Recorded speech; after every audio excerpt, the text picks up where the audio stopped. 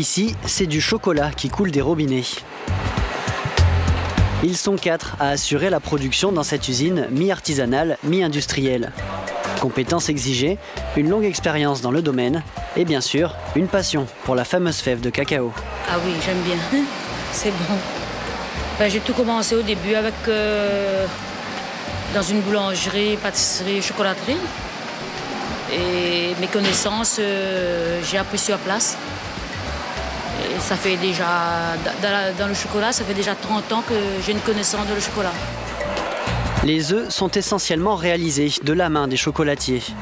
Marie-Sylvie mesure la juste quantité dans ses gabarits avant de les placer sur la seule machine automatisée du processus. Ben, c'est pour en faire, pour que les œufs ça bien mélangé. On fait un mélange dedans. Ça vibre et ça fait répartir le chocolat dans les moules. Ensuite, c'est le maître chocolatier maison qui prend le relais. Je fais le collage. Donc il y a les deux moitiés. Là, tu prends un peu de chocolat tempéré. Et un coup sur les bordures.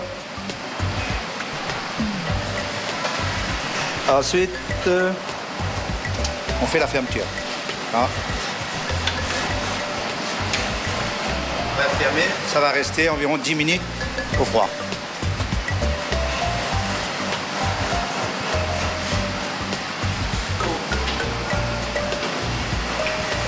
Là-dedans.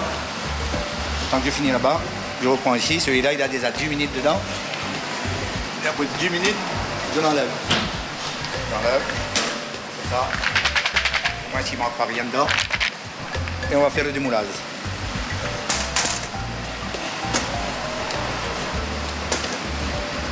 Voilà le démoulage. Donc là, c'est fait. Ça va passer encore un petit contrôle pour le poids. Ensuite, ça va être rangé dans le bac. Et dernière étape, ça va monter à l'emballage. Pour l'occasion, l'entreprise emploie 4 personnes de plus durant les 3 semaines de production.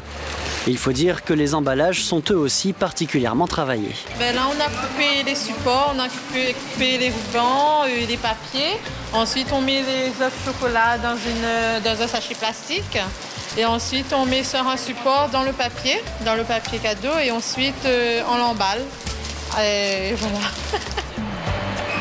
Et comme pour tout cadeau, à l'intérieur, il y a une surprise.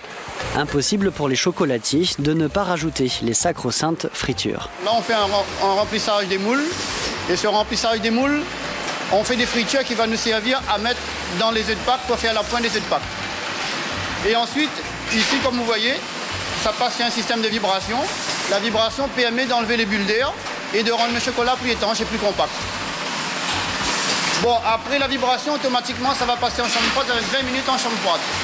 Donc, pendant ces 20 minutes, vous allez voir, on a une chambre froide en escalier. C'est-à-dire que, voilà, on a 2 chambres froides. C'est-à-dire une première chambre froide, c'est-à-dire qui est montante et une descendante. Donc, au bout de 20 minutes, le produit, voilà, il passe d'une chambre froide à une autre. Et ensuite, ça sort prêt à démouler.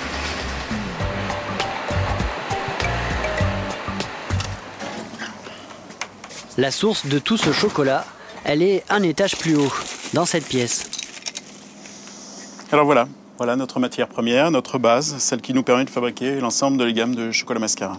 Voilà, cette matière première est particulièrement qualitative, nous l'avons choisie pour avoir des produits de référence qui permettent d'avoir un plaisir, une vraie saveur et un vrai goût de chocolat. Elle a un bon équilibre entre le beurre de cacao et la pâte de cacao, de façon à avoir le vrai goût du chocolat et le fondant associé au beurre de cacao. Pâques, c'est bien sûr l'événement à ne pas rater pour un chocolatier.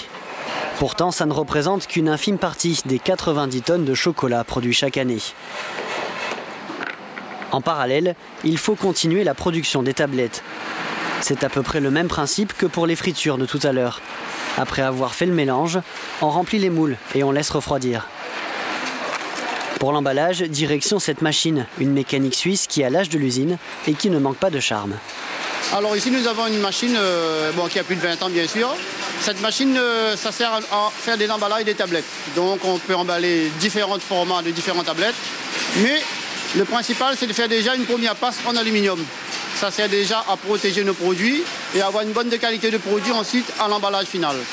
Donc la machine quand même elle a plus de 20 ans et c'est une machine mécanique, il n'y a pas d'électronique qui va nous ennuyer, mais il y a quand même des réglages qui sont très précis pour avoir une finition d'emballage. L'un des avantages de produire localement, c'est de pouvoir s'adapter au goût réunionnais. Les chocolatiers se font un plaisir de marier leur chocolat avec les saveurs de l'île. C'est faire un fourrage aux fruits de la passion. Le chocolat fourré, c'est ce qui a fait connaître la marque. Pourtant, elle propose aussi de nombreuses tablettes de chocolat dégustation.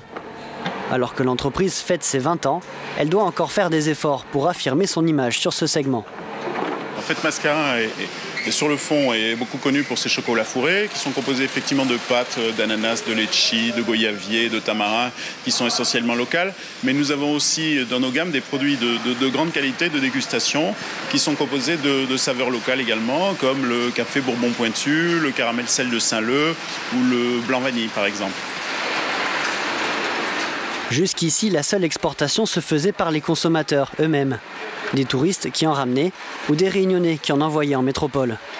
Mais cela pourrait changer très bientôt. Frédéric Aucher reçoit des demandes de plus en plus pressantes de l'extérieur.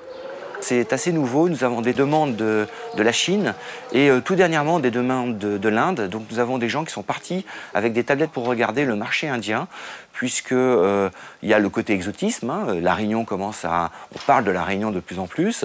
Et puis sur le marché chinois, on sait que les Chinois sont friands de chocolat et nous avons la chance d'avoir une communauté chinoise très active à la Réunion qui souhaite exporter ses produits, les produits de la Réunion. Et donc je pense qu'on va pouvoir avoir une possibilité d'exportation. De gros marchés en perspective, mais qu'il faudra rationner. Le chocolatier tient à garder l'esprit en partie artisanal de la production. L'assurance d'une authenticité à laquelle même les chocolatiers les plus sérieux continuent de succomber. Ça peut arriver, oui. Ça peut arriver des fois. Je ne suis pas le seul. Si.